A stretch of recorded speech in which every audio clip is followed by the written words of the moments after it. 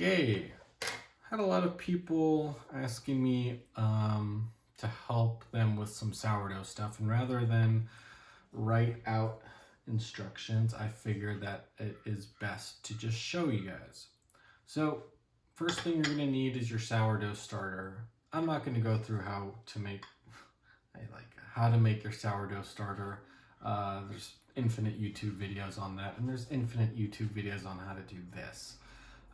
But I think that I can explain it a bit more simply, and I'm not going to be using really crazy baker's terms and stuff. I'm going to try and keep this as simple as humanly possible.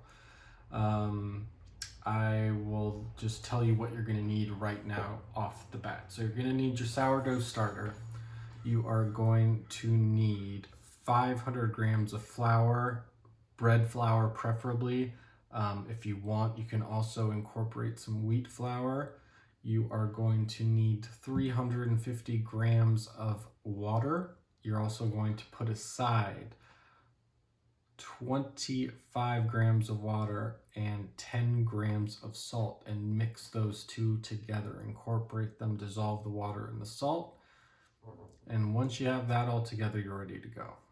Okay, so best way to incorporate your starter into the water. There's no real best way to do it, but I just recommend using your hands. So just stir it around, or I think that bread flour is the best way to go. We are making bread after all. So I personally like to go with a mix of 450 grams of bread flour with 50 grams of wheat flour, but do whatever you like. But if you are going with more wheat flour, the bread density is going to turn out differently because there is a higher protein content with the wheat flour. But you know, whatever, just try whatever you want, and it'll either work or it won't. This is what will come up. You can use a spatula, you can use your hands, but I find this to be a very good tool. I'm not going to pretend to tell you that there's any special way of stirring, because there's not. You just want to incorporate the flour and water together. And that's what it's going to look like. Cover it and let it rest for at least 30 minutes. So this is what's known as a shower cap.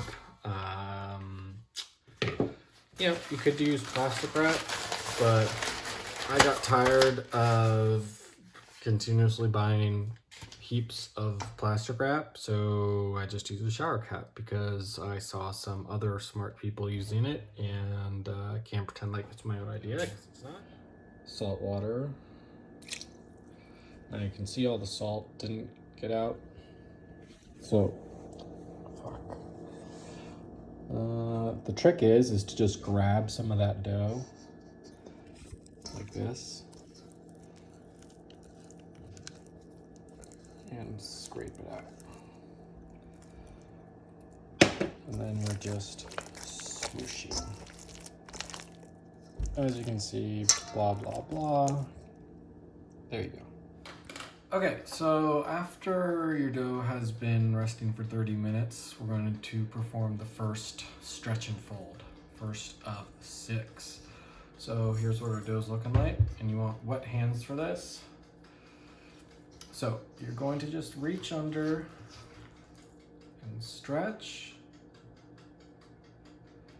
and fold. Now you don't want to stretch it until it breaks, just stretch it and feel how far the dough will go. Rotate the bowl 90 degrees, stretch, fold. Rotate, stretch, fold.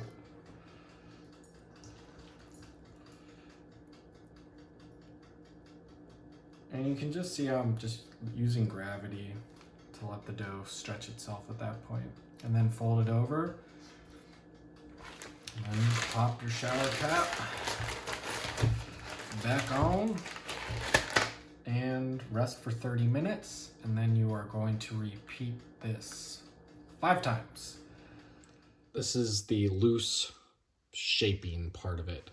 So after it's rested for an hour, you're going to dump your dough onto a lightly misted surface. Get this all clean and everything, and then you're gonna have your bench scraper ready.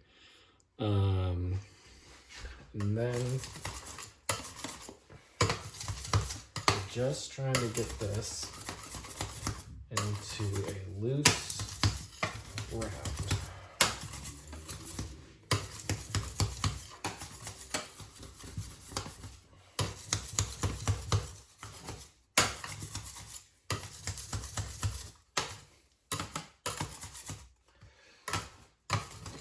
That should do it.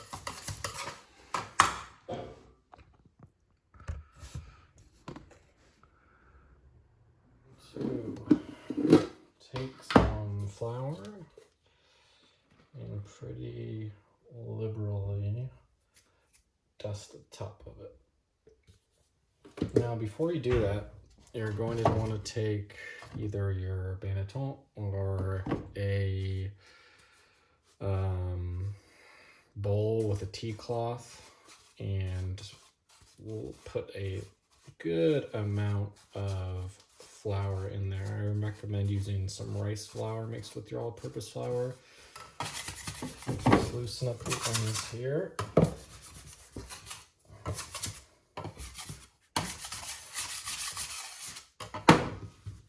And flip.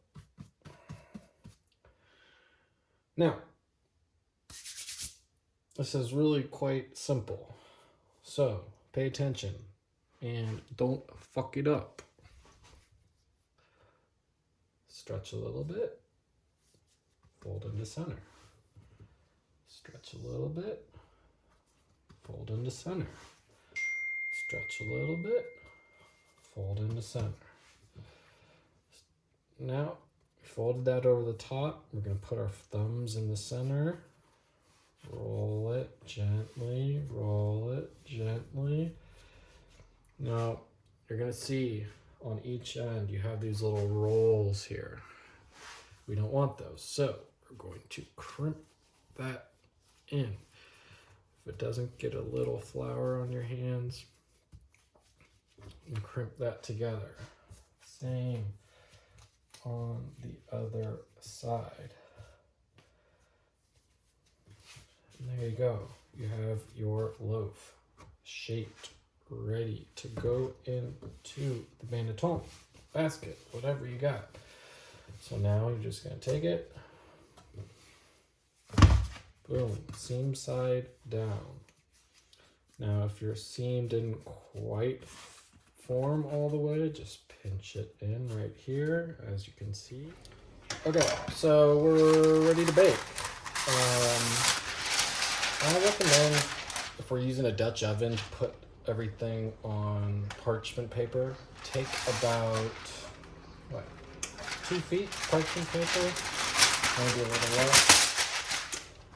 This is actually probably too much, but whatever. Fold that in half, make a nice crease, fold it in half again, make a nice crease. And then you want to have the seam in the upper right hand corner. Grab your scissors, and we're going to cut like that, so that we get a nice little platform for our loaf to sit on. So we are ready to bake. I put a bit of semolina down. That's totally optional. You don't need to put anything down. It's not going to stick. You don't need to worry about that. Here is our loaf. It's been in the fridge overnight. And we're just going to plop that right in the middle. And there she is. So from here, if you have a pastry brush, it's nice to just brush off any of the excess flour. That's, again, totally optional. If you want, You can actually take a little bit of flour and dust it on if you want a more rustic look. So at this point, we are going to make the cut. I have a tool for that. It's called a lom, but it's basically just a razor blade. You can use any straight edge razor blade. And you really just want the sharpest thing possible, and that's going to be a blade. So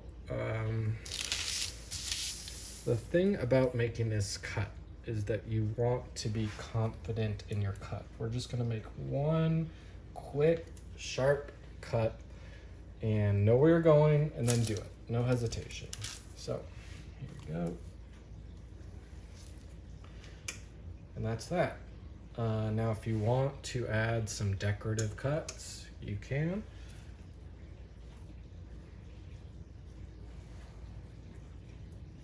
These are not as deep. So those will hopefully turn out to be like a little wheat stalk, and that'll be nice. And from here, we're gonna plop it into the Dutch oven.